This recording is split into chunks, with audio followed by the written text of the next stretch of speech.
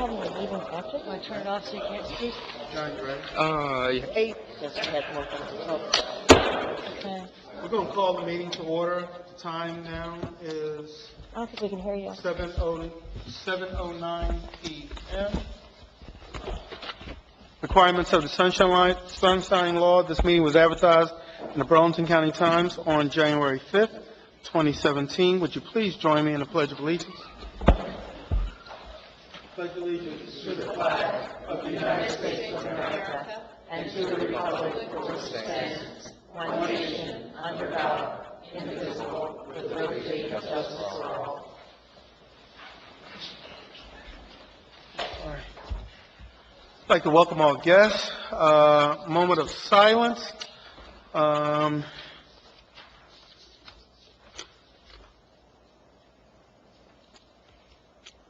Thank you. Roll call, please. Committeeman Lopez. Here. Committeewoman Smith-Hartman. Here. Committeewoman Talisa. Present. Committeeman Wisniewski. Here. Mayor Daniels. Here. Thank you. Approve the agenda for tonight, 5/15/2017. What say you? Motion. Second. Any discussion? Roll call. Lopez.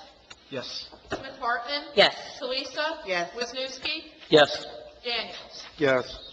Approve regular meeting minutes of May 1st, 2017. Motion. Second. Discussion? Roll call. Lopez. Yes. Smith-Hartman. Yes. Talisa. Yes. Wisniewski. Yes. Daniels. Yes. Approve closed session minute meetings of 5/1/2017. Motion. Second. I'm sorry, who made the motion? I did. Okay. Thank you. Lopez. Yes. Smith-Hartman. Yes. Talisa. Yes. Wisniewski. Yes. Daniels. Yes. Thank you. Monthly reports and communications are posted on the bulletin board out in the foyer. There are no scheduled appointments for this evening. At this time, I would like to open up the meeting to the public on agenda items only.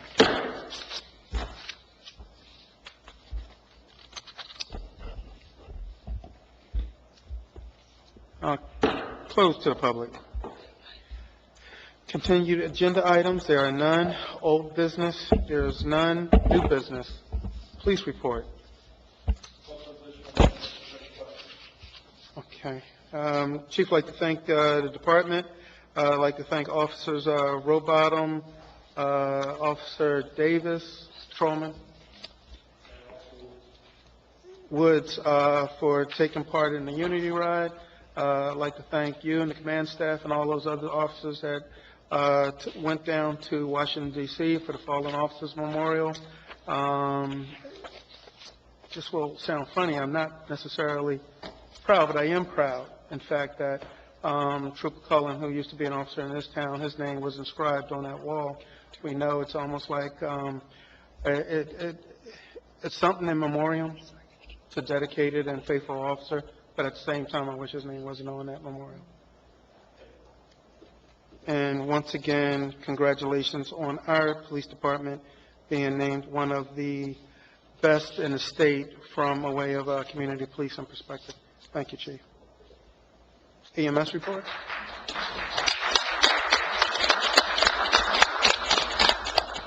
As we're still working through door smoke detector inspections in Valley Hills, we're about 3/4 of the way through. We've given out 100 smoke detectors, installed 100 smoke detectors in 3, and we've also installed over 100 batteries. So that's still working through. We're working with the Red Cross and the Fire Marshal's office to keep our supply up, as the demand is a little higher than we thought we actually would be. But we're pushing through. Okay, thank you, Chief. Chief, I'd like to commend you and your department also for taking part in that Help Me Silent Siren for autistic awareness that happened last Saturday. From what I understand, it was great from an optic perspective and also from just a real surreal. And from every account that I got from the newspaper and other people that was there, said that it was something that should be done again. Thank you, Chief. Public Works report, I don't see Mr. Meenan here. Liaison, would you have anything? No, I spoke to Mike, and I know that, his daughter had a concussion, so I know he's going through that, so I'm sure he'd love to be here, but he's dealing with that. Okay, thank you. How do we want to handle this right now?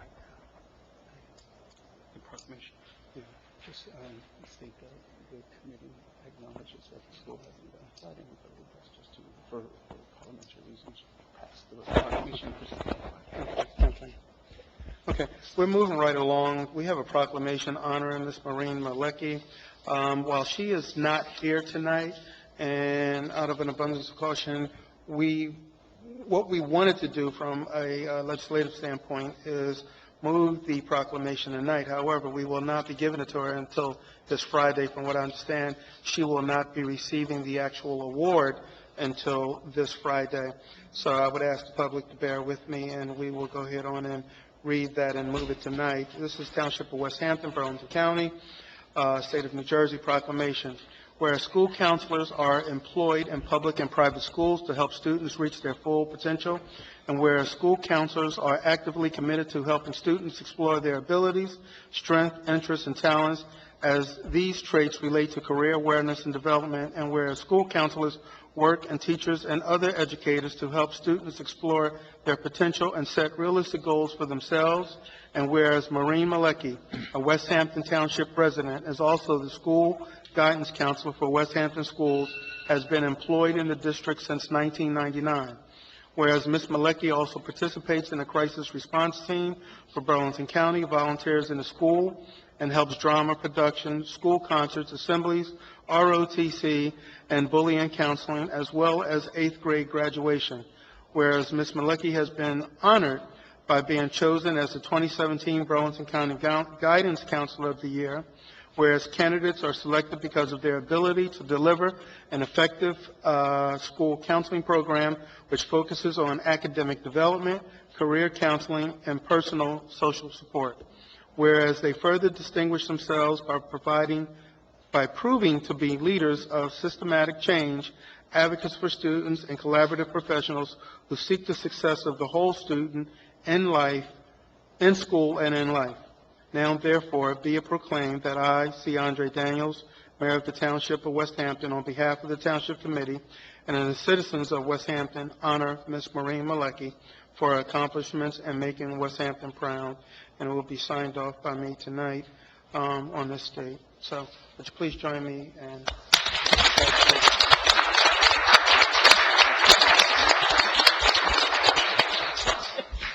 In addition to reading this on Friday at the counselor's reception where Ms. Malecki will actually receive the award, I probably will add a little bit of commentary.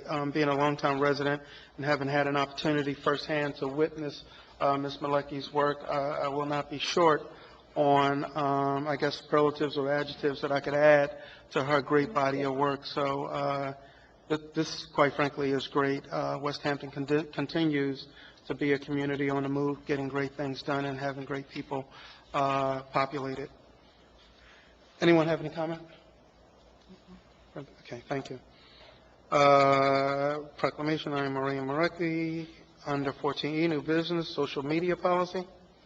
I'd like to make a motion to amend the policy, version B, the second to last bullet on the prohibited content, change the word public to Township Administrator. Second. Okay, I have a first and a second. Do I have any discussion on that? Yeah, I'd like to discuss the social media policy. Ladies and gentlemen that are here tonight, if you hear a sense of disappointment in my voice and sadness, it is because I feel disappointed and I do feel sad. When I ran for office back in 2015, together with the young lady in that corner over there, we knocked on many doors, made a lot of phone calls. And one constant feedback we received from residents was, why do you politicians only knock on our doors when it's time to get out to vote?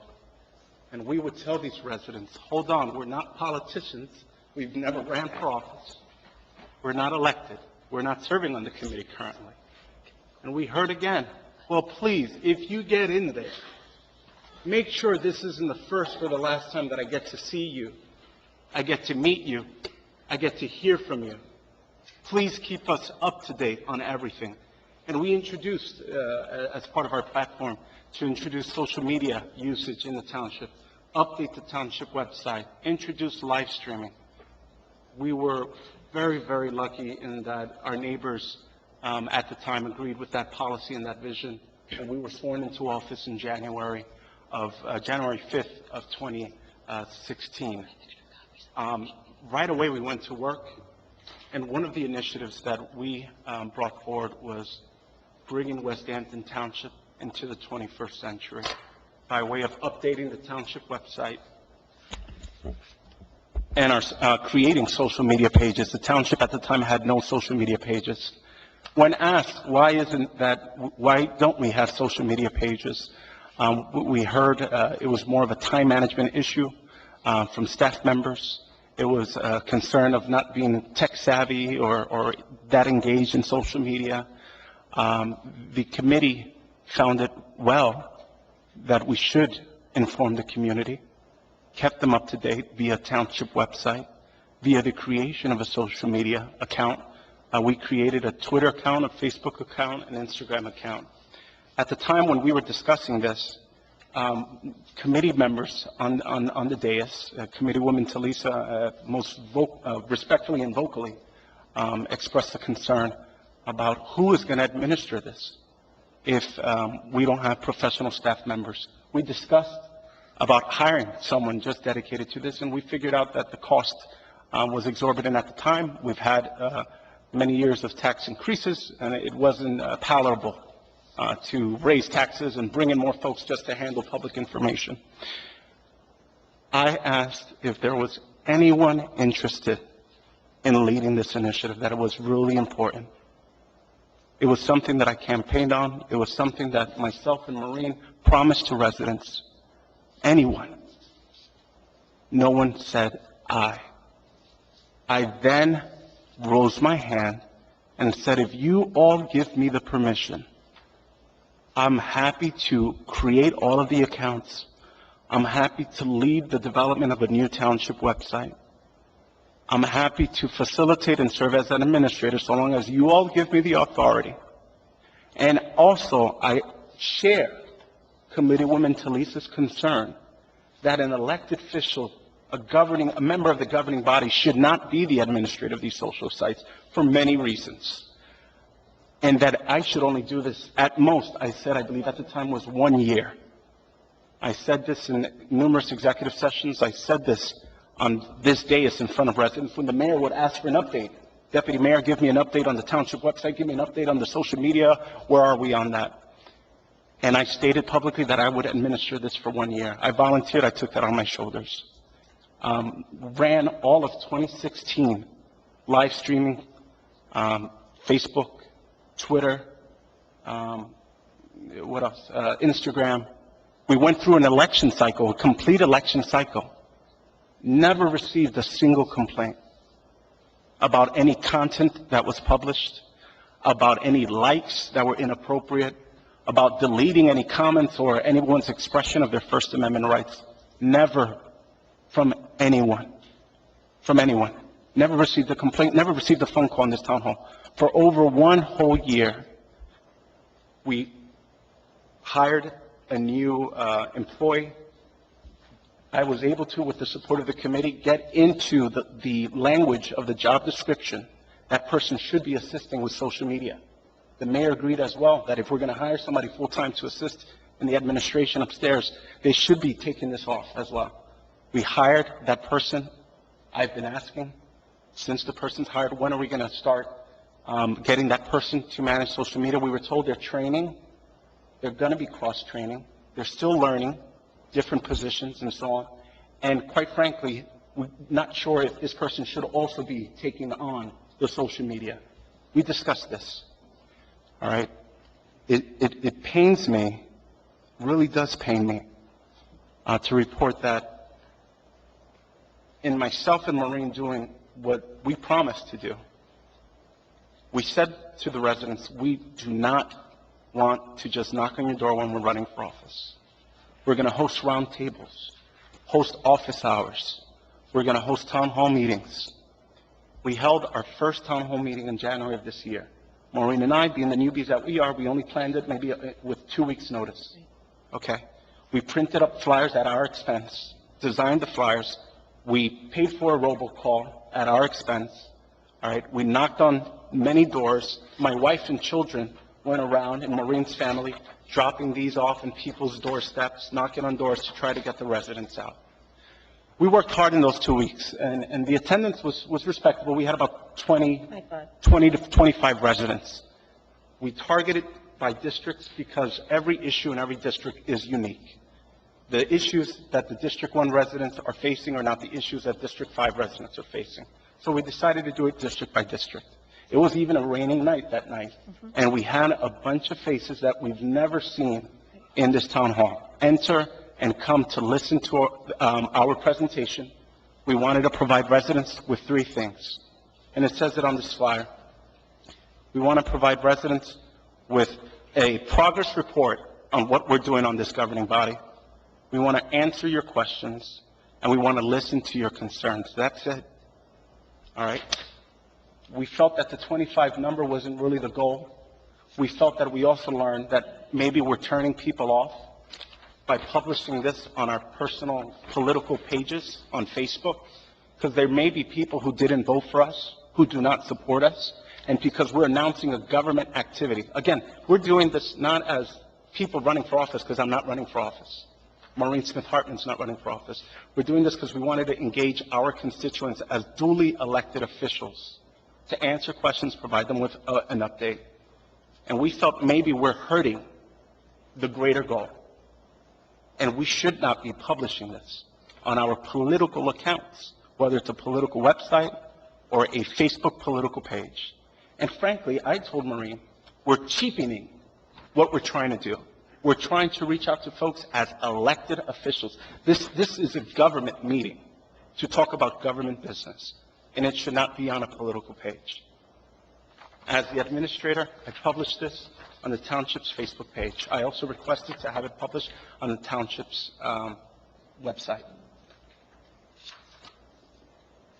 What ensued after that, and one can always say when it comes to change and gradual change, and when it comes to changing culture, one always can expect some resistance. But to receive the type of resistance and the questioning of my intentions, Maureen's intentions and motivations, for political reasons, that I will not tolerate and I won't stand for. You know, one thing is for genuine concerns of perception and issues, but to penalize and try to, by way of this social media policy, infringe upon not only the First Amendment rights of 2 West Hampton residents, but the First Amendment rights of duly elected officials.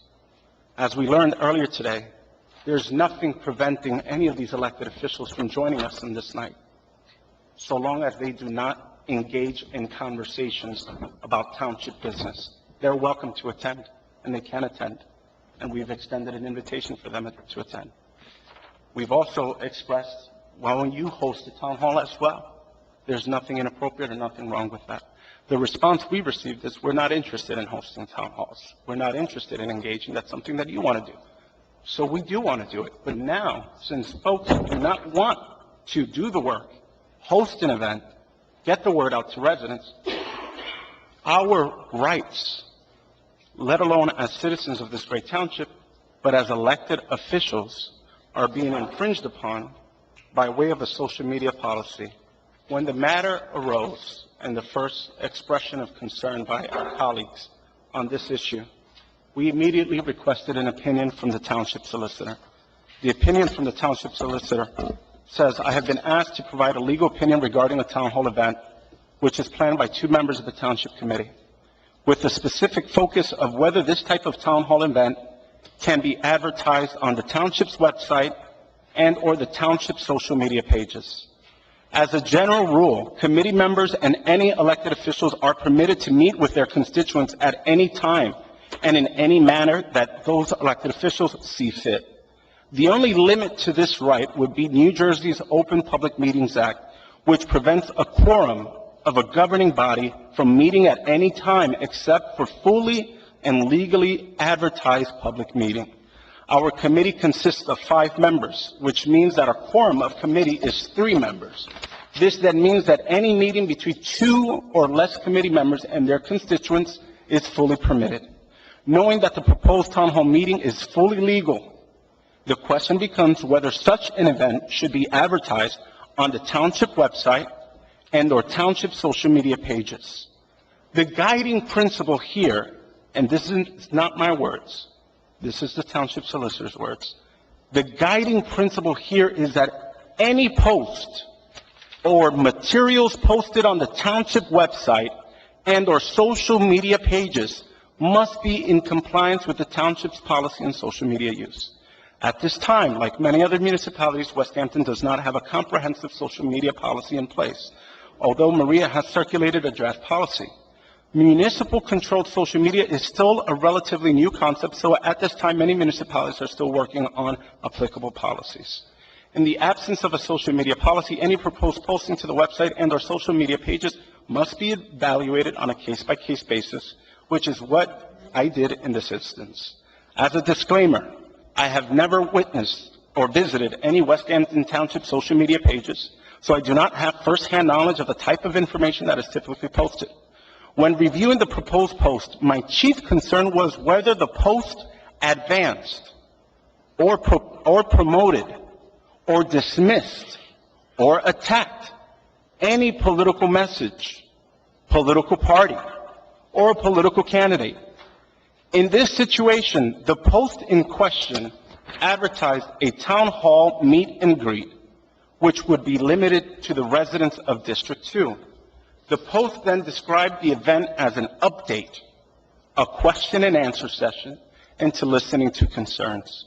I inquired further to determine whether any candidates for this year's elections would be present and/or speaking, and I was told that they would not be. Based on what I reviewed and the information I was provided, my legal opinion was that the proposed post was informational in nature and did not cross the line of becoming a political message. My legal opinion was that proposed post was similar in nature to the below messages, all of which have appeared on municipal social media pages and our municipal websites. And then he cites the following examples. The promotion of an elected official's office hours or open door hours, wherein residents can come and meet their elected official and ask questions and seek updates. The promotion of a regular or semi-regular coffee with the mayor event or similar type event wherein residents can come meet the mayor and ask questions and seek updates. The promotion of a town hall event or speech by a non-municipal elected official. A recent example would include the town hall events being held by Democrat candidate for governor Phil Murphy. Some municipalities have promoted these events on their municipal websites or social media pages, and others have chosen not to do so. I'm just going to add 2 committee members, the mayor and I believe Committeewoman Talisa, just attended a political town hall meeting. Political. It wasn't a public or regular non-political government-related meeting, as Maureen and I are trying to have here. It was a purely political town hall meeting in a government-owned building using government resources. And they went, posted pictures, or talked about it being there. And no one had an issue with using the government resources of a building, police officers, of individuals in the room working to set up the event and break down the event. There was no concerns about public perception. How would it look, me being an elected official at a political gathering in a government-owned facility using government resources? There was no concern. The promotion of town hall events held by elected officials similar to the post in question. The above examples are all posts I have seen placed on municipal websites and our social media pages. and I do not believe the post in question is much different than any of these examples. However, every proposed post should not be left to the opinion of the township solicitor. In order to avoid issues such as these in the future, we must finalize our social media policy, which should describe exactly what can and cannot be posted, and should also describe who has access to each social media page, and who has the authority to make the final decision as to what can be posted. So you all have a sense of the opinion that was provided to us by the township solicitor. Since this opinion was drafted and since my colleagues expressed a concern, I immediately withdrew myself as administrator of any and all social media accounts, and I have delegated temporarily, because we need committee agreement on who's going to be managing it. So the township administrator is the sole administrator of every social media account on this township page, and I understand that the township administrator has some concerns about her taking the onus of that charge. Right now, she's doing it temporarily, and she's doing a really good job while she's been administering that. Again, to conclude, should there be a sincere concern about perception from my colleagues, I'd listen to their concerns. But what you're seeing is a political witch hunt, because my colleagues, for whatever reason, and it's their purview, did not want to engage the residents of West Hampton Township in a fashion that Maureen Smith-Hartman and myself ran on to engage. And now we're witnessing, and I'm feeling, an obstruction of me doing my job as an elected official. I'm seeing the deprivation of a duly elected official to notify his or her constituents that they're hosting public office hours, okay? There was no concern whatsoever when in fall of 2015, issued only a week or 2 weeks before the general election, when I ran for office and Maureen Smith-Hartman ran for office, the Township Committee, including members on this committee, except for the mayor, who voted no, approved to spend $15,000 to send a mailer, not to every resident, because residents of Rancocas, if I'm not mistaken, were excluded from this mailing, and I believe we paid for residents in East Hampton receiving this. And in the front page, you have the former mayor, and that's not an issue. I have no concerns with that. She wasn't at the time up for a re-election. Don't find it inappropriate. On this page, you have a sitting committee member who is up for re-election, dressed in West Hampton Township fire uniform, with an announcement of a grant, something that's very positive and very favorable. Committeewoman Talisa was a committeewoman when this was published. Only a week or 2 weeks before the general election, the mayor at the time, although he did not vote for this, was a city committee member and did not also raise objection or question or the outcry that Maureen and I are facing for just doing our jobs as elected officials, hosting a town hall meeting. Heard nothing. Heard nothing. The only difference between this and this is that we're not up for re-election. We're not, and we're just doing our jobs. And this happens to be 2 Republican committee members, and these were all Democratic committee members. Also, 2 Republican committee members that are in favor of abolishing the party system in this local town.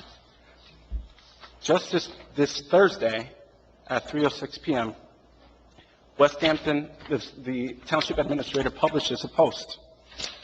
First annual Walk for Life, Lupus Walk, presented by Beautiful Butterflies Rock Lupus Foundation on May 20th, starting at 9 a.m. at the West Hampton Sports Complex. Special guest is our own Mayor Daniels. Registration and sponsorship information can be found at the website, and it provides with a price. As I had no issues with the mayor using taxpayer resources to pay for this newsletter, my only concern was and is that someone who was running for office was highlighted in a very positive fashion only days before an election. And if you search the New Jersey Election Commission's regulations on sending postage or any communication. I believe Nancy earlier today in the session upstairs stated that it's 45 days before an election.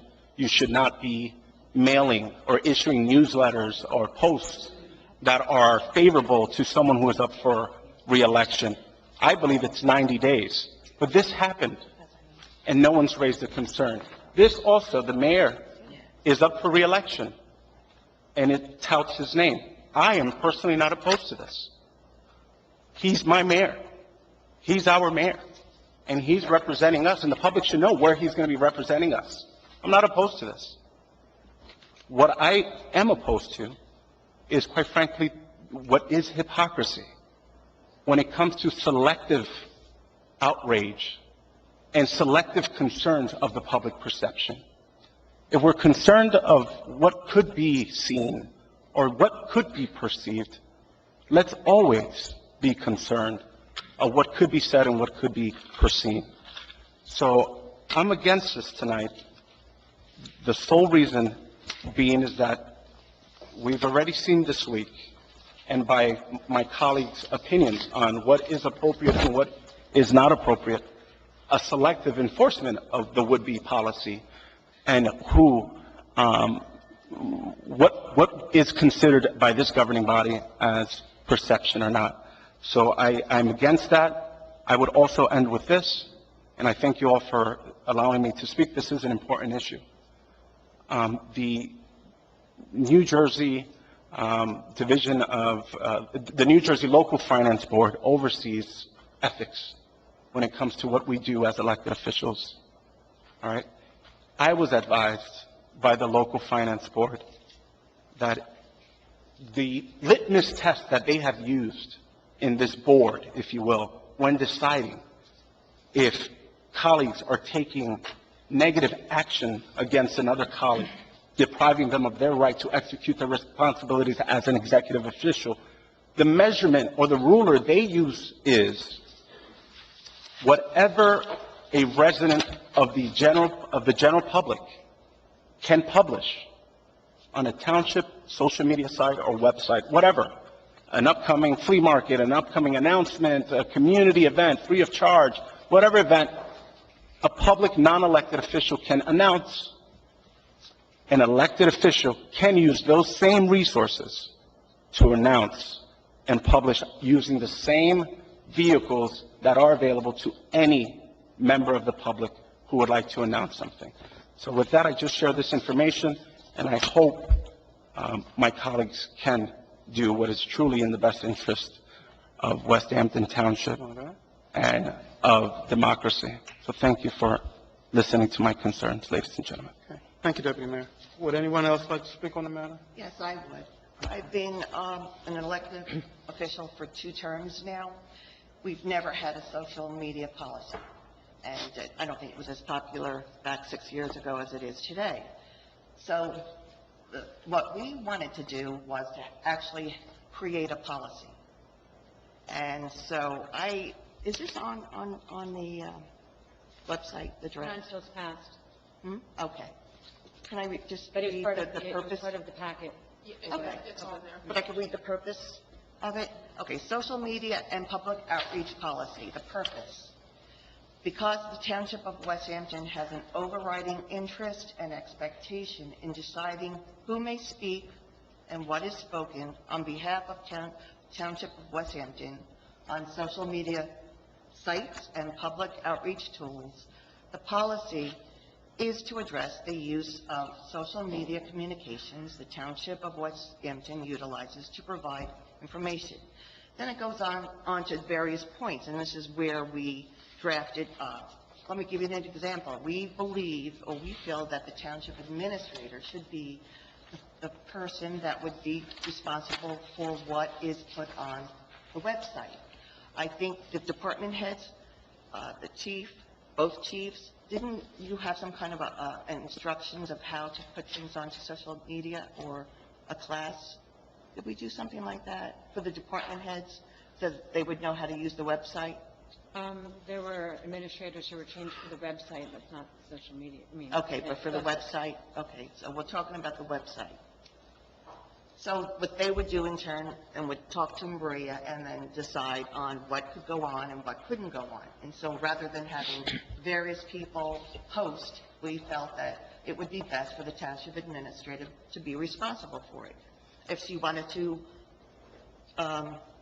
decide on designating another person on your behalf, you could do that as well. But some of the things that we have in here, and which I would like to read, is township employees are prohibited from commenting on the municipal social media sites. No township employee, township elected official, or vendor performing work or providing services to the township or volunteer may post or comment on a township social media site. Another point is only content approved by the township administrator for public release is allowed to be posted. These are some of the points that we are voting on tonight. This is what I feel is acceptable. Mr. Lopez does... I agree with all those points. Well... I agree with all those points. Okay, I'll go on with a couple of others. Postings that could be construed or perceived by the public as being partisan in nature would not be posted. Postings which share or contribute articles published by another social media user or by online publications regarding any topic or subject that is pending for a township department or the committee or board, that should not be listed. So these are some of the items listed in this amended social media policy. And again, I understand that the solicitor did the memo for us and told us what is legal, but he also said that this is new territory and that each individual government body, has the right to create a policy. And so basically, that's all we're doing tonight is creating a policy. Whether when we agree or don't agree, I mean, it's a policy, and we thought it's in the best interest that we have it. There's also a line here where the Township Committee can change it at any point in time. But right now, we're just creating a policy. And just certain individuals might not agree with everything that is in the draft. Just to clarify your point, Trish, and I thank you for reading those points on what's on the policy. For the record, and for the residents that are here, and the directors that are here, I have no objections to anything that you just read. What I'm objecting to is the selectiveness or the classification of what is perception and what is not perception. Again, I've cited numerous examples today that for the majority party that's in charge are not perception issues. And once the minority party, right, or resident elected officials that happen to be of a minority party want to do something that is very similar to what has been done, we're saying no. But here's the thing, it's perception, and everybody's perceptions are different. So even if you get like half of the residents that perceive it a certain way, that's perception. It's best then not to put it on there. So if under your statement, we haven't done this before, we haven't done X, Y, Z before, we haven't engaged with residents before, we haven't communicated directly in such a forum, But I thought you did in January. No, you're saying, you stated earlier that we have not engaged with residents. This is all new to us. The social media is all new to us. The live streaming is all new to us. The publishing of public notices alerting residents that committee people are trying to outreach to them. This is all new to us. So I acknowledge that this is all new to the Township of West Hampton. Okay. I acknowledge that, and I also acknowledge your concerns. Okay, but talking about perception, I received actually several phone calls when that was posted, when it went up. And I wasn't the only one. I think that, Maria, didn't you get a couple of phone calls concerning? I think she got one. Okay. Not really phone calls, but people. And I got a lot of phone calls saying this is wonderful. So, So, you know, again, then you have half the residents that were perceiving it, that it was a political thing, and then the other I half never of the heard residents political. did not. it was, thank you for being transparent. Thank you for letting us know what's going on in the town. Right. We appreciate that. The That's all I ones heard. that I Are you received. finished? Before, We have open comment. But again, Are you finished? it's, Ms. Daly? again, perception, and like I said, everybody's perception is different.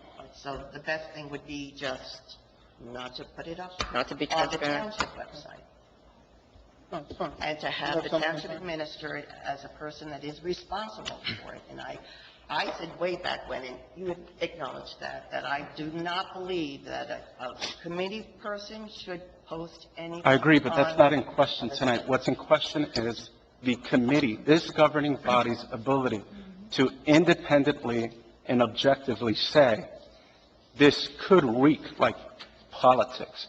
When this went out, and this went out at taxpayers' expense, and again, for the record, because we have the former mayor here, I'm not opposed to the former mayor being on the cover of this newsletter. I'm not opposed to the former mayor and the committee voting to use taxpayer money to issue this and publish this and share this. It's part of the purview of the office. The former mayor, the current mayor, has, I believe, what Maureen and I are trying to do, an obligation to inform residents of what's happening, what's going on in the town. What I am opposed to is using this to promote a candidate that is running for office, and your disgust or your concerns were none when this was issued. Okay. We We're did not, have a here we go, policy back 6 years ago. Here we go. We're not, We are instituting a policy Committee woman, tonight. we're not here to Mr. necessarily President. adjudicate back and forth. Yeah? I know the mayor's got to go soon, so I'm going to keep it Oh, no, short, I mean, as short as possible. Everyone else has had left Um, too. I mean, ultimately, it just comes down to what the public can bear. So I'll keep it short. I'm sorry, we've been on this issue for about a half hour. I agree with Committeewoman Talisia's concern about perception. But at the end of the day, there was a post that created some questions. And there was a lot of smoke because there was no definitive answer. We didn't know, a couple people had access to it, who posted it, who pulled it down, who reposted it, and that was a problem. So it doesn't seem transparent when when we don't have a definitive answer. And while Committeeman Lopez used the solicitor's words to support him, I'm going to use the solicitor's advice, and it says, in order to avoid issues such as these in the future, we must finalize our social media policy, which should describe exactly what and cannot be posted, what can and cannot be posted, and should also describe who has access to each social media page and who has the authority to make the final decision as to what can be posted. The social media policy is definitive. It says who can and who cannot, and what can and what cannot. And that's what. And this is. that's what the solicitor suggested.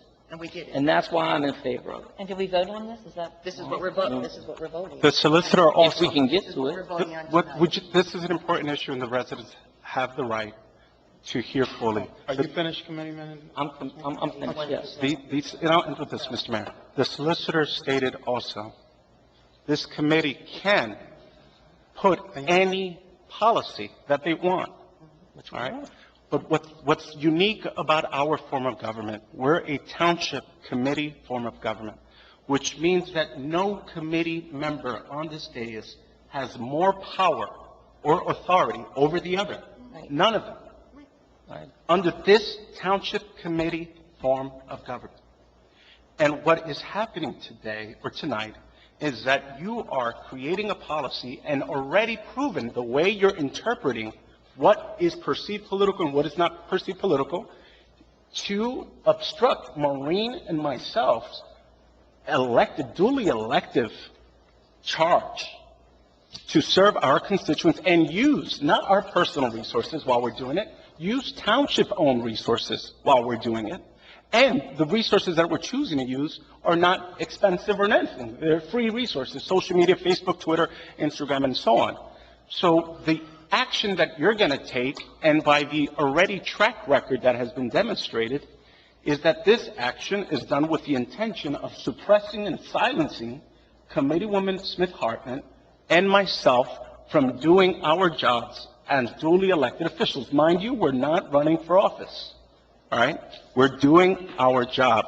So the local finance board has already, now you can take my question, we can ask for an advisory opinion, but I plan to file an ethics complaint should this go on, in that you cannot suppress or silence or deny a sitting elected official of a privilege that is extended not only to other elected officials, as we saw in these posts, but to average residents, anyone who wants anything published on the township social media pages and website, which has been done in the past. That is the difference. And I would like to repeat again that we never had a policy in place. Okay. This is the first social media and public outreach policy that we've never voted on. Okay. My opinion on it, this is the way I see it, and I explained it in an executive session, and I think it's quite frankly commendable. Any elected official who wants to hold some sort of town hall to notify the residents of what is going on and what is not going on. I think the caveat to that is, and before I get to the caveat, I think that we all bear some degree of responsibility as elected officials to make our public aware of what its government is doing. Deputy Mayor Lopez spoke to the fact that two people wanted to do something that, in fact, had the capacity in some instance to move the government. That's where I think I have some basic disagreement. Understand, and I want to be perfectly and abundantly clear, I have no problem with what the Deputy Mayor and Committeewoman Smith-Hartman wants to do. In fact, I did not have any problem when they did it the first time with District 1. I think for me, as I had explained before, being a school board member, I understood and was told from a statutory perspective that I legally had no authority, position, or capacity outside of sitting as an enforceable body of the school board or in the position of a committee person to do anything similar to this. I understand that's a different form of government than the municipal government. Moving over to the municipal side of the government, perhaps I'm taking government in a real stringent form, and I'm looking at it from how our government is, if you will, constituted from a real statutory NJSA 4863-1. And from that body, we are denoted to be a Township Committee. Legislative body of the municipality has all executive responsibilities of the municipality, not placed in the office of the mayor. From an administration standpoint, executive responsibility not vested in the mayor belongs to Township Committee, and that would denote 3 or more. The difference between, and you know, for the record, we have discussed it ad nauseum as to the, what was that, Deputy Mayor? The Newsletter? The newsletter that went out, whether, in fact, that a committeeman who was, in fact, running, whether he was highlighted, gave him some sort of advance or some sort of presidential leg up in an election over someone else running. That's for someone else to agree or disagree. From me sitting here, it had every appearance and probably should not have run in that newsletter. However, it did, and we're far afoul of that. And now we're looking at a situation based on legal opinion that says that we should have some sort of policy and position. I think from my perspective, you can be 100% right in the effect of doing something and wrong from the perspective, I guess, if it gives off the perception that something wrong is happening here. And that's what I'm dealing with here, a perception issue, not necessarily a legal one. And as such, we have been advised that we should have some sort of policy in place. I don't know that the meeting that will take place is a government meeting, because we know that constructively, while we have been recently advised that all 5 of us can be there, but only 2 of us can talk. If a third member were to talk, ask questions, or add commentary, it now becomes a legal meeting subject to Open Public Record Act, Open Public Meetings Act, and every other statutory authority that's out there. If 3 people begin to have a conversation, and that's why it's important to note that at the beginning of every Township Committee meeting, I read requirements of the Sunshine Law. This meeting was advertised, Burns County Times, on January 5th, when we do our administrative pronouncements to the public when we will have a legal meeting. So, running it down real quick, I think residents have a legal right to be informed of any and everything, and I think that it's superior. I think it needs to be commended and notable that the Deputy Mayor and Committeewoman Smith-Hartman wants to have office hours. That's not what is at issue here. From my opinion, that town hall does not constitute a legal government meeting, because it divests other 3 members of a legal right, fiduciary due process right, to be a part of that meeting. That's what makes it not a government meeting. The Lupus Walk, let me finish. The Lupus Walk is something that, while I posted on my page personally, I did not ask that it be necessarily posted, with the exception of that every member here should be made aware that this Saturday there will be a Lupus Walk, and it was asked that special guest, Mayor Daniels, would be there. That caveat was added to the website, and without me asking that it be done or not, it's there. I stand behind our township administrator for getting that information out. At the end of the day, this year, my title is Mayor C. Andre Daniels. From a statutory perspective, I have a right to be denoted as such. And I believe that anything from a government standpoint, if an ambiguity exists, while it may be legal, I think it's within the collective right of this body to look at it from the perspective of what is in the significant best interest of the public, so that the public can glean a degree of objectiveness, that its body is at least moving not from the left or not necessarily from the right. So I don't have a problem with the Deputy Mayor and the Committeewoman doing this again. I think it's commendable. I think that if issues begin to come in from a perception problem and people complain, perhaps that's when it should be looked at. Mr. Mayor, what I just want to respectfully counter with the following is that I acknowledge that you acknowledge that we, although your statement was kind of contradictory, the memo provided by our solicitor states that the act that Maureen Smith-Hartman and I are trying to partake in is government work, right, as per this memo. It's under our governmental capacity. My question for you is, you stated upstairs that you also, when you received this Rancocas Valley News message and newsletter, you thought that it was in poor form or poor taste to receive such a mail piece paid by taxpayers only days or a week or 2 before the general election.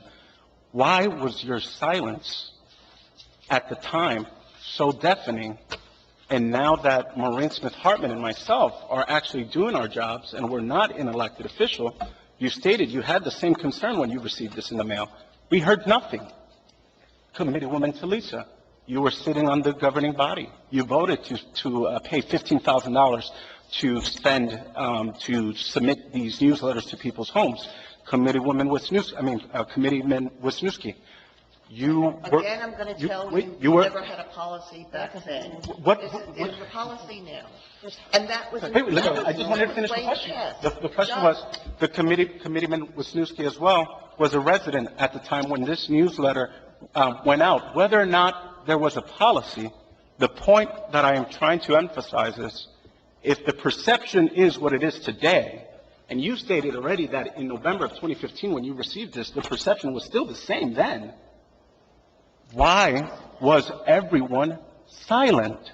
The reason, I suppose, is because it is political and it's not about true perception or what truly is in the best interest of West Hampton. I just want to add that I think that it's crazy that we're sitting here discussing a newsletter that came out 2 years ago that I didn't have a part of, and Mr. Lopez, Committeeman Lopez, has no idea if I was in favor of that newsletter or against it, because he didn't know me before I ran. So it's unfair for him to talk about me like that.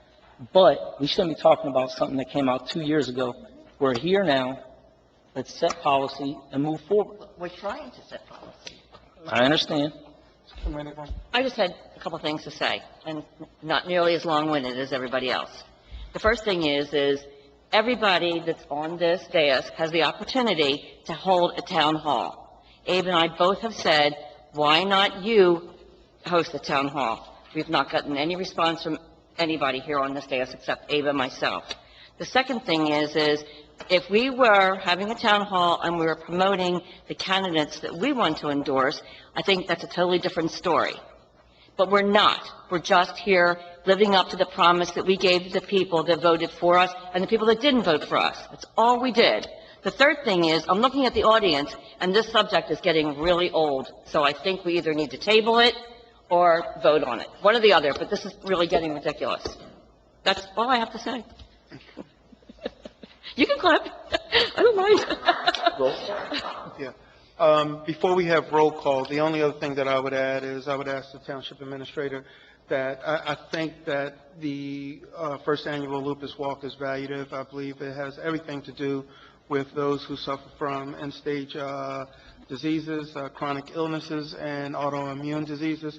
So, Township Administrator, I think that it was notable.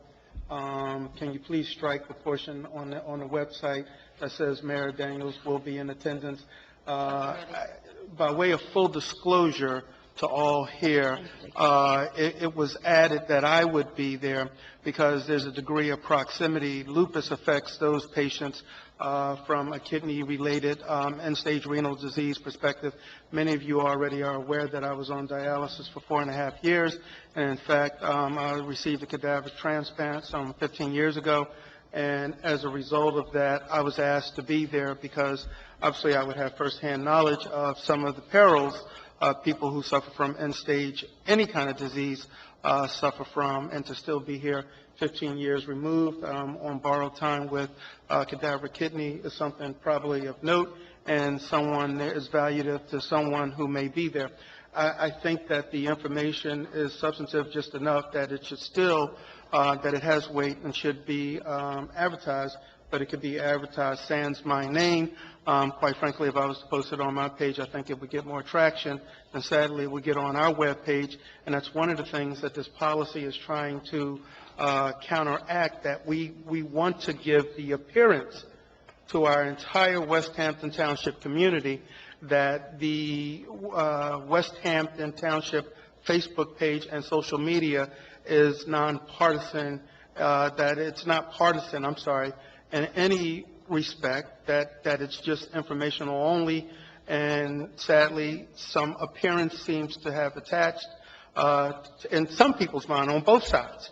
And that's sad, and we got to get far afield from it. So I'm going to do my part to make sure that C. Andre Daniels' name is not mentioned on it.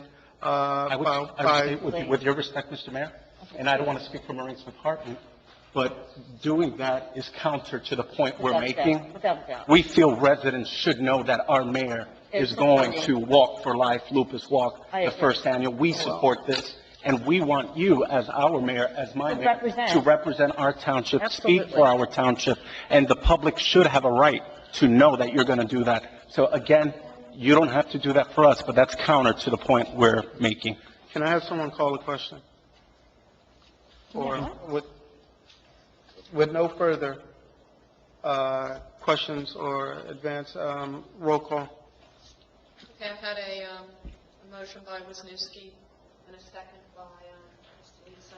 And we are moving this as amended with the proviso that, I'm sorry? We have to vote.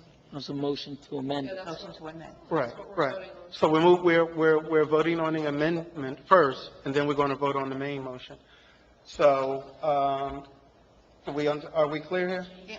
Voting on, I'm sorry, Township Administrator.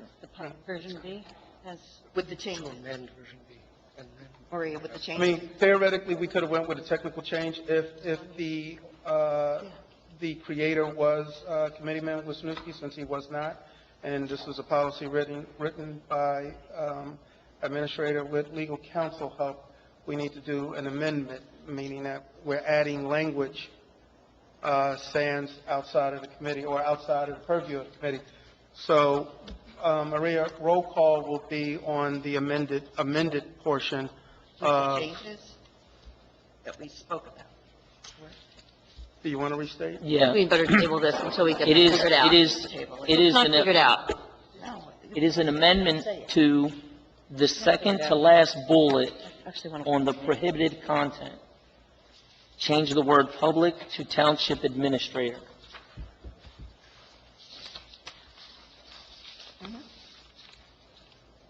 Second to last bullet, I'd like to Posting change sec- it to postings that can be construed or perceived as being partisan nature as determined by the township. or where it says perceived by, strike, public, and put the township administrator. I would like to say, if you may, as being partisan as determined by. I'm okay with that.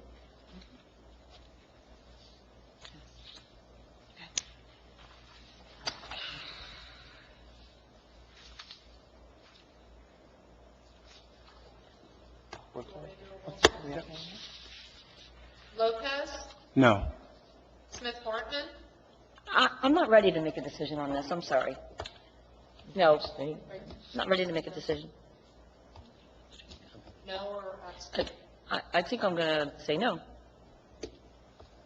Delisa, Yes. Wisniewski, Yes. Daniels. Yes. Okay, so now we're going to vote on the main social media policy as presented. Roll call.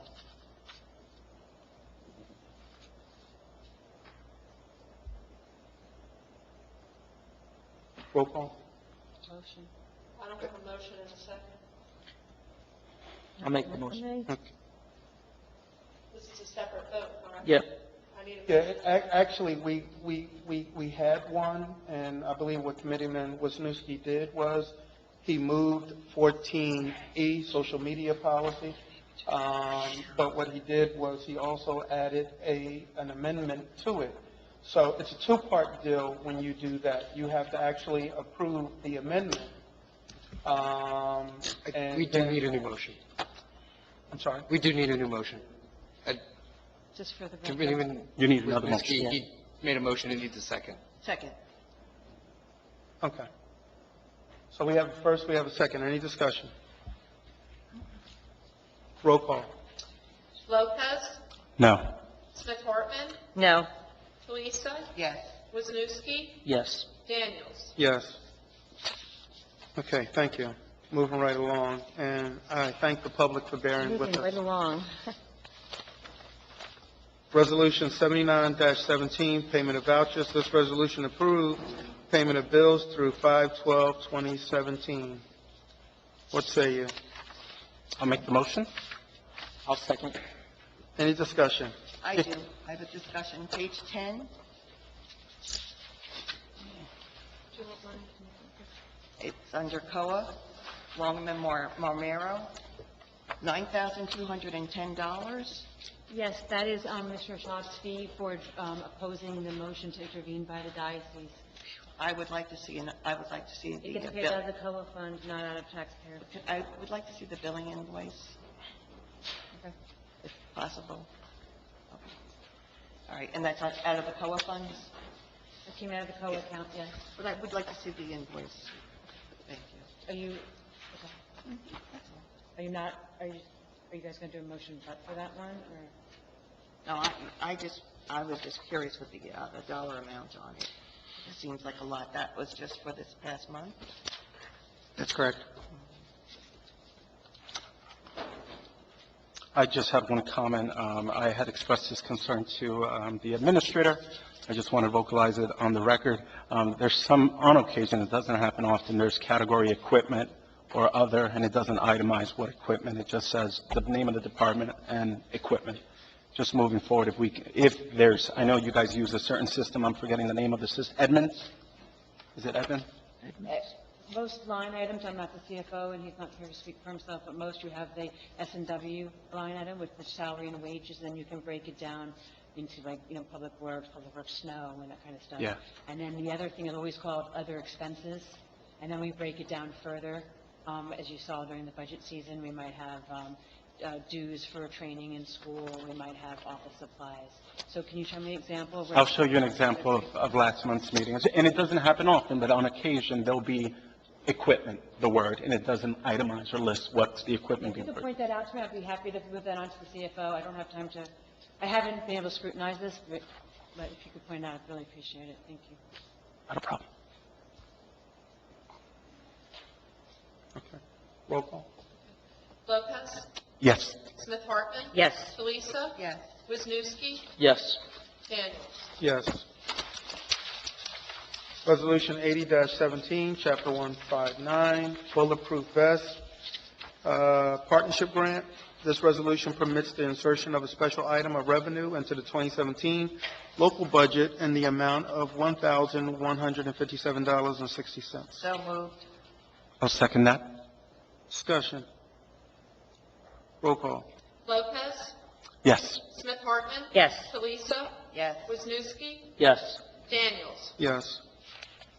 Resolution 81-17, bring fund taxes, Block 1708, Lot 29. This resolution refunds taxes in the amount of $1,123.77 for 37 Greenwich Drive due to overpaid taxes. What say you? Make the motion? Second. Any discussion? Roll call. Lopez, Yes. Smith Hartman, Yes. Delisa, Yes. Wisniewski, Yes. Daniels. Yes. Resolution 82-17, authorized amendment to the redeveloper agreement with West Hampton LIHTC LLC. This resolution authorizes a third amendment to the agreement for Block 401, Lots 2 and 8. The date to sign the agreement has been extended from 5/31/2017 to 6/20/20. Excuse me, that's a typo, it should be June 30th. So June 20th? Yeah, it should be Okay. June 30th. Okay. Are we voting on that now? Okay.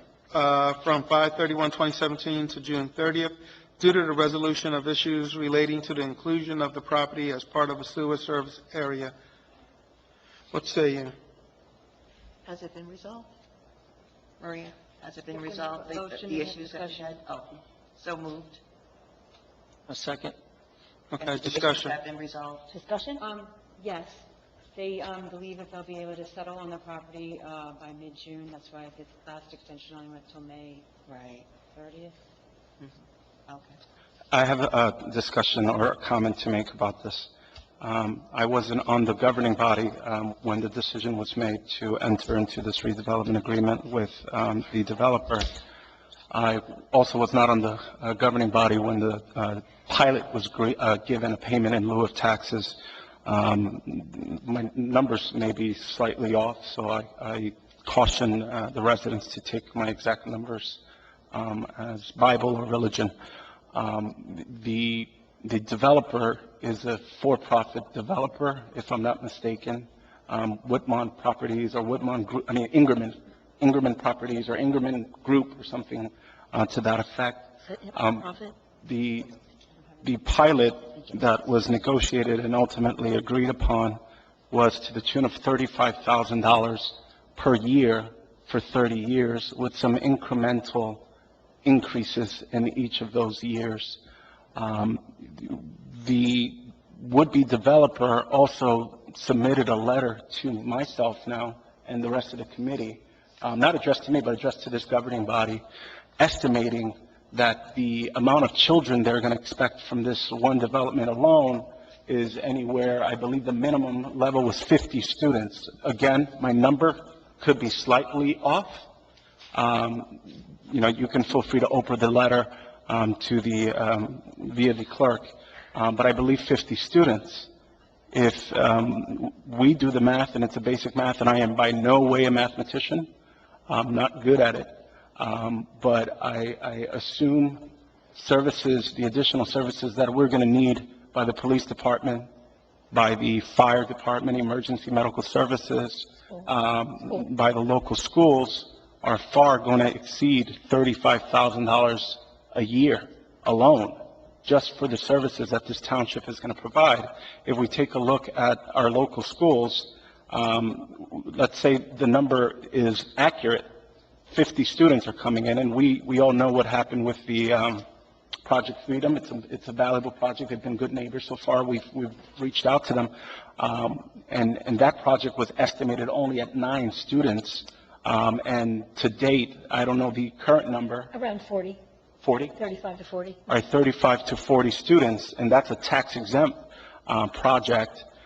This project is at $35,000 per year, 50 students, tuition. Now, again, I'm assuming that all 50 students are local Holly Hills students. Should they be in the Rancocas Valley, the township still has a portion of the tuition for RV, so we still have to pay for it. But let's just say, assume for simple, I told you I'm not good in math, but simple mathematical terms, 50 students at the current tuition for Holly Hills is, I believe, roughly $13,000 per pupil. Again, the numbers could be up or minus a little bit, but 50 times $13,000 equals $650,000 per year of a burden that this is going to place on our local schools. Now, granted, there's some state aid that will come per pupil. I don't know the exact amount. We have a former board president in the audience. We have a former board member on the committee to determine what's the percentage of state aid. I don't know how does that work, but all I know is I'm looking at $650,000 if we were to assume that all 50 children will be going to our local schools, and the township is only going to be collecting $35,000 on tax revenue on these 72 units for a for-profit developer. I've expressed this concern before, and the response I received at the time was that this project was tied to the Woodmont development, and if we were to play with trying to renegotiate the redeveloper's agreement, we can jeopardize that Woodmont project, which had already placed the township on notice of a potential lawsuit if we did not honor that redevelopment agreement for the Woodmont project. We have asked the solicitor previously asked the solicitor to reconfirm and clarify this, and the solicitor has clarified this to the committee, that these two projects are not connected. They're totally separate and independent projects. So I voted the last time to extend their redevelopment agreement to give them more time, because I thought it was connected to the Woodmont development deal, and we didn't want to deal with any more issues there because we renegotiated it, and they did come to the table with some good benefits for the community. But now that I know that this project is not connected to the Woodmont development, it's not associated, it's not tied, I am against the extension, the second extension of the redevelopers agreement. I acknowledge there may be a chance they still will make it to the closing table by the current deadline of May 31st, 2017, and if they do, then it is what it is. There's nothing we can do about it. But if they don't make it to the closing table by May 31st, 2017, Mr. Solicitor, you can correct me if I'm wrong, I believe that would force the developer to come back to the township to reopen or rediscuss this redevelopers agreement? Technically, it would be a breach. Whether or not it's a material breach and it's sufficient to give the township the ability to cancel the contract if that's the township's desire, I don't know if that would be upheld legally at at a judicial level. At this point, Ingerman, they have a contract, they have vested interests in this site. The site's also important to code compliance for the township. What's the point of, pardon me, what's the point of us providing them with a deadline and a date if it's not going to be enforceable? Well, here, there's already the perception that there has been an extension. So if this were to become a legal issue in front of a court, the perception is there that because one extension was already granted, that the second deadline without firm language in support of the amendment to extend would not necessarily be seen as a material breach. I just can't, and I acknowledge your comments, I just can't in good conscience justify voting for something that can potentially place West Hampton taxpayers on the hook for $600,000 annually for just $35,000. I think should there be litigation, a portion of the money that we're going to shell out anyways can go to defend the rights of West Hampton taxpayers for the next 30 years versus paying up to a potential, again, the number's hypothetical, up to $600,000 for the next 30 years in exchange for just $35,000 in tax receipts from a for-profit developer. So that's just my comments on this issue. Thank you. I'm concerned about the litigious nature and way of things these days. Do you have anything? Do we feel as though this has been perfected? Is there not maybe perhaps the will to table this? I'm okay with that. That's I mean, May 30th and it's May 17th. Our next meeting's not till June 5th. And when I talked to Al about it, because I was copied on Deputy Mayor Lopez's email, he said that he did look into this in December, and the reason was that they're getting their financing based on that pilot agreement, so therefore it was too late to change the pilot agreement. And then we do need these numbers for COA. We do have a resident who has been trying to sell her property to Ingerman for a few quarters now, because she talks to me every time she has to pay her taxes. They won't, until we settle and Ingerman settles, they won't buy her property. There is a So it's factor. So there's no chance of meeting with them again? And Excuse me? there's no chance of meeting with them again, Ingerman? And I know that Al explored this in December, because you guys rightly raised this issue in December when they asked for the January to May extension. I think it's one thing to give a pilot agreement to somebody that's Yeah. nonprofit, but if it's for profit, that just doesn't seem right that we would even think about that, in my opinion. Well, the legal reality where the township is at this point is there is a contract in place and the pilot is in there.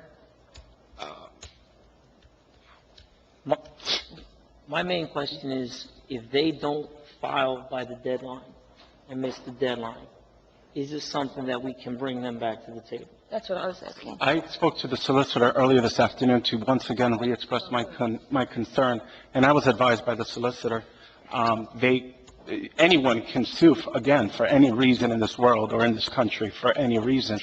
But he stated that as per our redevelopers agreement, the current deadline is May 31st, 2017. If a deadline is not reached and it's beyond our control, we did not prevent it. We did not hurt them or stop them from trying to get their closing done by May 31st, 2017. It's not this governing body's fault that they couldn't meet their deadline, and we should not be legally forced to extend anything just because someone cannot meet their terms of the contract or redevelopment agreement. So I am in total peace casting a no vote to this tonight. I think we heard from the administrator tabling it is essentially having the same effect as casting a no vote. Unless you want to table it and have a special meeting before the 31st, if you do decide. Yeah, I'd feel more comfortable doing that. I don't know what you guys. Oh, no.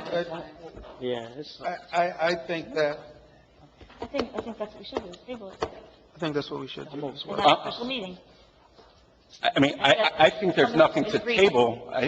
It's a no, and I'm hoping that they do not make that closing. But we have COA numbers, so we. We have COA numbers, but we still have to look at the township's planning and decide whether or not even affordable housing, we've heard from residents before, express concerns that District 1 is taking the brunt of the whole township's affordable housing obligations, and maybe this is the good Lord giving us another opportunity to right a wrong, and we can take a look at the map and decide where should affordable housing be equally distributed in this township, and also in a fashion that will improve economic vitality in this community versus lumping 100% of affordable housing units into one development.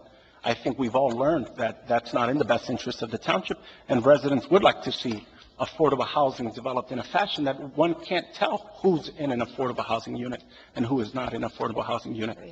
So that's, I think... I don't disagree with you there, Deputy Mayor. I agree, and I think that many people in past committees have agreed that our low-income housing probably should be situated across the township as opposed to one particular district. I think that we have far too much to consider here. I think that there is important issues to consider here. Do I have a motion? Can I just say one thing? Well, let's just go ahead and table it.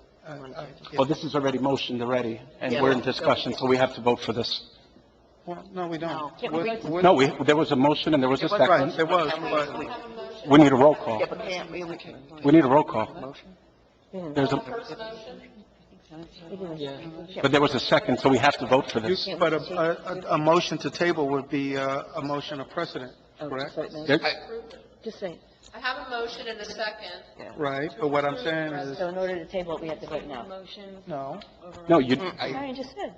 once there's a motion and a second, Mr. Solicitor, shouldn't there be the vote? Solicitor? There's certain motions that override that. We're trying to figure out Yeah, what a this overrides. a motion to table takes precedent over, That's what We could just- Mr. Mayor is correct. Okay, I stand corrected. I think the purpose of this special meeting for us is so that we can sit down and be unified in how we want to approach Ingerman and how we want to get there. Because we want the best thing for our town, right? And we're concerned about the town. We don't want any additional My litigation. my So we point need to is solve that a table has the same effect. I've spoken in great detail to the solicitor, and he says that there's zero chance of renegotiating the terms of their financing obligations that have already been committed by this date. It's impossible, he said. I asked him today, well, Maria, you know, as you've noted, I've been sounding the alarm on this issue for quite some time. The likelihood of them being able to get credits, COA credits, refinancing under new terms of a pilot agreement, I was told, was slim to none. I mean, concerned. I don't want another litigation for the town. Well, the other thing is, if we don't act on the extension, the deadline comes and goes. But then what happens? Well, if they don't file and meet that May 31st, then they're in breach of contract, and if they do, then they do. So, looking at the agreement itself, under Section 551, this is an event of default by the redeveloper, which would be failing to meet that deadline. For any default, and that is material in respect, there is a 90-day cure period. So Oh, they have an opportunity to, if there was another, if they were able to settle within 90 days, Okay. that would be effective under the cure provision. Okay, I so understand I that. think we have latitude, but to table. I think you're correct, you're correct, Mayor. All right. So do I have the will of I'll make the anyone? motion to table it. Do I have a second? I'll second. Okay. So we have a motion to table this issue, and we have a second. Any discussion? Just one comment. You know, I think, again, this isn't the first time we found ourselves in this situation, and I would just encourage my colleagues that when these situations are red flagged and are brought up, that we really take this serious, and we don't find ourselves in this predicament finding out how much time, can we afford more time, can we renegotiate time. I respectfully have been waving the red flag on this issue for a year. So just moving forward, let's all be more judicious and more careful about the burdens we can place on our neighbors. yep. Okay. And my reason that I think that we should table, notwithstanding the fact of the opinion that we have the 90-day cure notice from the solicitor, is simply that we have lives who hang in the balance. I think that it's easy to say that this is a code compliance issue, and that's a math issue. That's a policy issue, arguably, and there are those who could even charge that maybe on some level it doesn't even make the smell test, that it could be a left or a right issue, but I think it goes beyond brick and mortar, and I think that there are people out there, West Hampton residents, for all of the reasons that we initially cited why we should move this project, that are waiting and hoping that some kind of way, hope and opportunity lands on their doorstep by way of this project. I also realize and would agree with the Deputy Mayor's advancement that this is a for-profit company that, quite frankly, should have had its necessary due diligence together before now. Out of respect for this for-profit, I realized that there were circumstances above and beyond their control that had everything to do with sewer, Willenboro MUA and the tie-off and the connections that was outside of the span of their control, and in all respects, they would have liked to have had this done. Groundbreaking would have happened back in the fall of last year. It didn't happen because we have so many questions, and there's no real unanimity here, and if necessary, thank you, Deputy Mayor, for bringing some of these issues to our attention. I think that if there's the will, and it's the will of at least 4 of us tonight, that we could call a special meeting to further discuss this, because it's just that important. To use a carpenter's analogy, you should measure 10 times before you cut once. Once you cut, there's nothing else you can do with it. So, can I have a roll call? Lopez? Yes. Smith Hartman? Yes. Delisa? Yes. Wisniewski? Yes. Daniels? Yes. Thank you.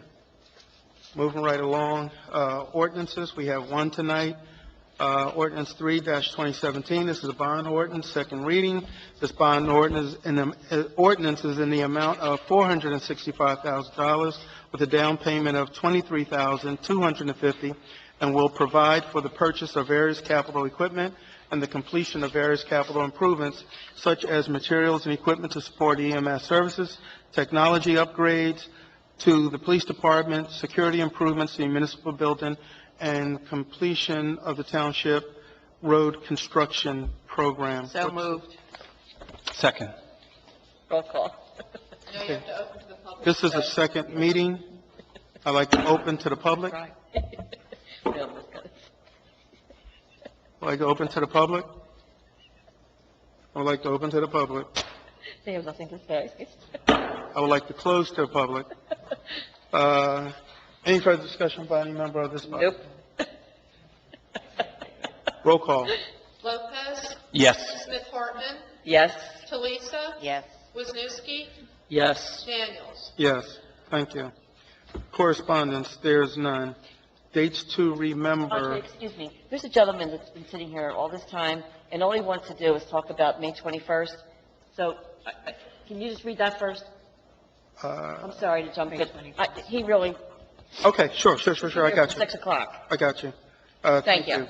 Sunday, May 21st, there is no correspondence. Moving on to dates to remember. Sunday, May 21st, 10 a.m., Armed Forces Freedom Ride. Police escorted motorcycle ride from Mount Ephraim to the Joint Base. See barbshd.com or armedforcesfreedomride.org for more information. Sir? Yes, I would like to invite the mayor and the committee people to the event, which the staging area will be outside here with the fire police. We have official towns that will be here, and I would like to invite you to this. And also, 10 a.m.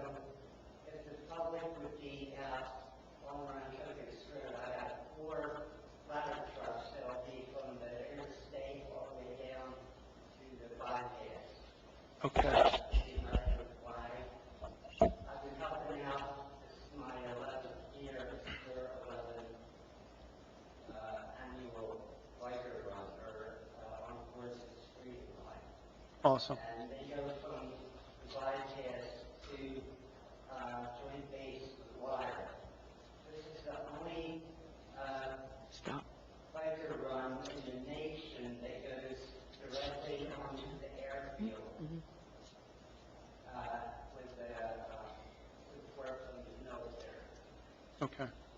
Thank you, sir. I do want to say that Thank you. I happen to work over there, right on the path, and I live right around the corner. And I would say that if anybody has a chance and comes over to the parking lot over at the West Hampton Square, the ladder trucks, they come over across the road. They got the flag across the street, and it's maybe 15 minutes of motorcycles just going by. So it's really cool. I've seen it a bunch of times. And Last year we had between 1,200 and 1,500 motorcycles. yeah, Wow. Absolutely. it's really cool. Mr. Marion, we thank you so much Thank for bringing you. that to Thank you our very attention. I will be out there, I'm sure, to the extent that my colleagues can be out there, we will. Perhaps we can post it to the website without the fact that I will be there. But those who were here tonight, and obviously we're live streaming, will know that I and the other body will be there as well. So we'll get that information out. We Thank you very much. And I salute you for your service, sir. Thank you. Yeah, we clap. Okay, moving right along. Okay, moving right along. This Wednesday, May 17th, 10:30 a.m., Trooper Cullen's name will be added to the Burlington County Police Chief's 2017 Fallen Officers Memorial, Burlington County Public Safety Center, 1 Academy Drive at West Hampton. That's at 10:30 a.m. I have been asked to speak on behalf of our community, and I look forward to doing that again. I reiterate, it's not something I necessarily want to do for the stated reason, but proud that this community, our chief, and the entire department and communities continue to circle around the Cullen family and support them. Wednesday, May 17th, Fallen Fire and EMS Memorial Ceremony. It's at Burlington County Public Safety Center. That's the evening event. That will be at 7 p.m. Then this Friday, May 19th, 2017, 2:30 p.m., Mr. Maureen Malecki will be awarded the Burlington County School Counselors Association Counselor of the Year Award. The school will be presenting the award on that date. Saturday, May 20th, Kingdom Church will clean up, concentrating on trash pickup at Torranceville Park, Rolling Hills East Park, and surrounding Dry Basin, Rolling Hills West Park, Church Street, and Kings Road. This was rescheduled from May 6th. Sunday, May 21st, we just talked about that, and again, thank you, Mickey, for that. Monday, May 22nd, 10:30 a.m., the Police Department is receiving the Attorney General's Award for Outstanding Community Policing at the Livingston Student Center in Piscataway. And Saturday, May 27th, the West Hampton Historical Society will be laying 2 wreaths in honor of Memorial Day. One will be at Timbuktu Civil War Monument, and the other at the Rancocas Village Monument, honoring a young local fire volunteer who lost his life in 1968. And on Sunday, July 16th, 9 a.m., Torranceville Swim Club's first annual Bill McGee Memorial Master Swim Meet.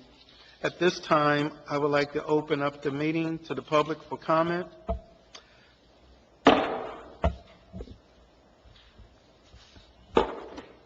Ms. Berkeley. Nancy Berkeley, Rancocas. I'll make this very quick. At the recent hand dinner in Rancocas, the Boy Scout troop, and I forget the number, 114, 117? 117, were absolutely wonderful. We were very short on hands, and those young men just worked. And apparently the same young men were in the morning at Timbuktu cleaning up. So they did a whole day of service, and I don't think, I know Janet wanted to be here to say it herself, but we could not have been successful at that dinner without them, and they're very much appreciated. It's a shame they just left, too. Was Mike that- Blaine just left some of with that, his Boy Scouts. He just left. Yeah. No. They just walked out the door. Hopefully we can invite them back, and hopefully, Good, thank them. yeah. Thank you, Nancy, that was really nice. Thank you. Any other public comment? Mr. Gill? Again? Janet's not here, but she wanted me to let you know that the wreaths will be placed on the monuments around 8:30 in the morning. Thank you, sir. Any other public comment? Mr. Mumbo? Sam Mumbauer, 29 Lancaster Drive. You guys are the face of the township.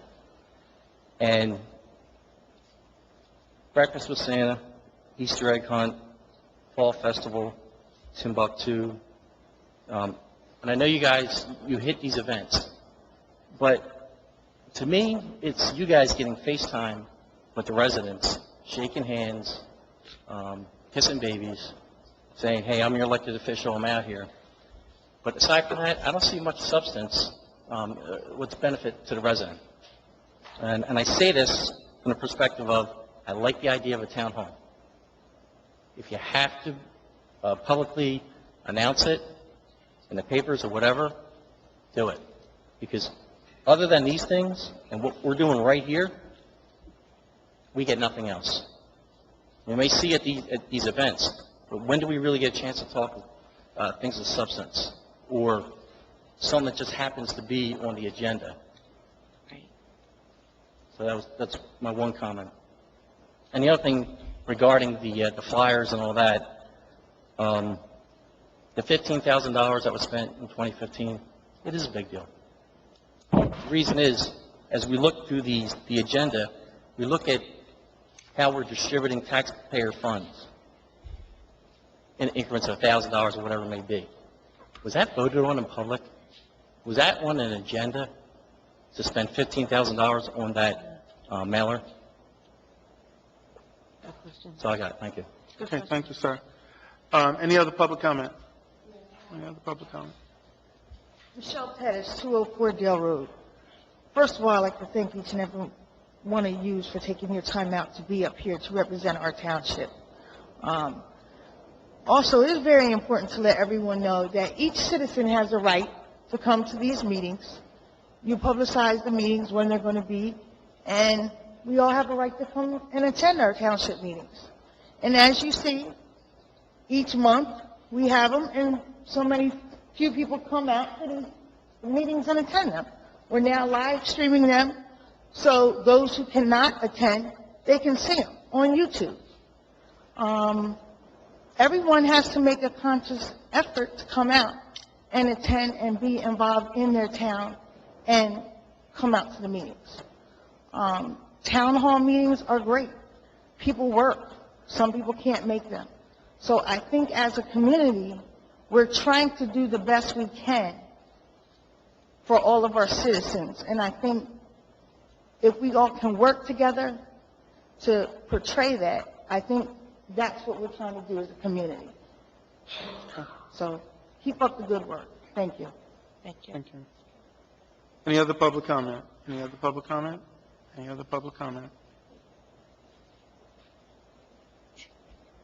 John? Mr. Mumbauer? Can you state my name? Nope. No. Okay. This is in regard to the developer. We talked about the sewer deadline that they have. Not so much the deadline that they're not meeting, but so much how we negotiate on behalf of West Hampton residents. $35,000, per year is not a lot of money. And considering what's happened with Project Freedom and the student enrollment that has exceeded coming out of there based on what we were told was going to happen, I expect the same thing out of any other development. Okay? I mean, let's face it, this particular developer is in the business of making money, and they're going to make money off this deal.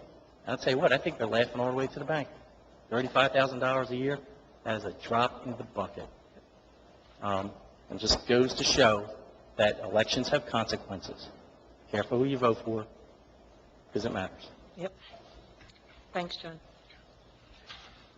Any other public comment? Close public comment. Thank you for your comments. Department head professionals? Chiefs? OEM? LT? Fire marshal? Nothing? Okay. Solicitor? Nothing at this time. No? I'm sorry, but I have something. No, no. I just want you to know that construction official, the zoning official, Marion, our code enforcement official, and myself, are working very hard on addressing all the grass complaints, since it is growing season and it's raining a lot. Just to let you know, we're on it.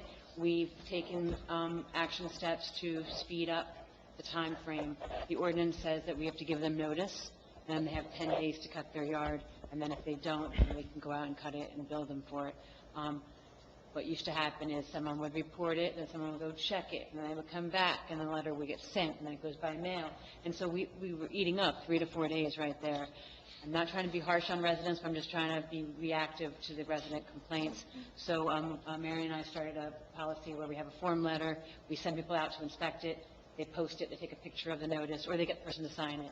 In most cases, once they get that notice, they have been cutting it. I just want you to know that we're on it, and I'm not hoping for a drought, but I'm very close to hoping for a drought.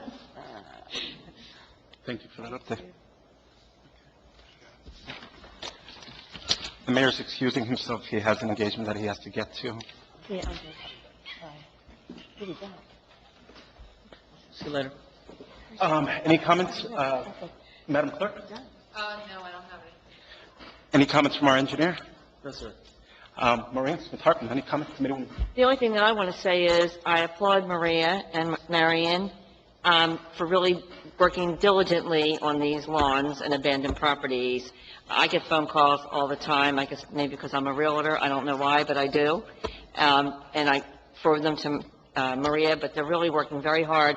And if you drive through a lot of the neighborhoods, you're not seeing those long grasses, which only helps property value. So I thank you very much for listening and being proactive on it. Thank you. Committeeman Wisniewski. Yeah, I just want to say thanks to everybody for staying so long. Department heads keep up the good work. The only other thing I wanted to touch on is being a guy that was just elected in this past November. I think that there are a lot of questionable things that might have happened, or a lot of things that keep being brought up. Previous administrations, somebody else, last year, the year before that, the year before that. I think that from where I'm sitting, I like to solve problems and move forward. And I understand we should learn from what has happened in the past, but I'm trying to move forward. So I understand what you're saying, Mr. Mumbauer, but hopefully residents see that I'm trying to put my best foot forward and weigh all our options and do the best thing for West Hampton. Thank you. Committeewoman Talisa.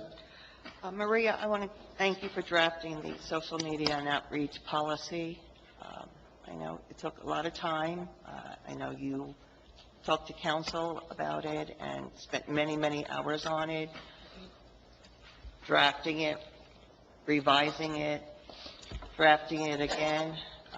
So I thank you for that, and I'm hoping that this will help, where at least we have a guideline. And as I mentioned earlier, it can always be changed, but at least now we have something in writing. So to me, it's a start, and it's on, it's new territory, I feel. So I think it's a good thing in that respect. And I also want to say yesterday was a special day, and I want to wish Happy Mother's Day to mothers, grandmothers, anybody who wants to be a mother or, is a mother or acts like a mother, all women, but Happy Mother's Day. And that's it. All right, thank you very much. Just one quick question for the committee members. The mayor had stated that if there was an interest to continue with the workshop, there's tons of items that we need to get through. He said he's happy to come back. Otherwise, we can adjourn the meeting. So I'm in favor of adjourning. Done. Good? Yeah? Okay, good. Can I hear a motion for adjournment? I motion. All right, ladies and gentlemen, thank you for coming tonight. We're adjourned. We can talk about this. We have to, we have a special meeting. It's done. To, talk about that.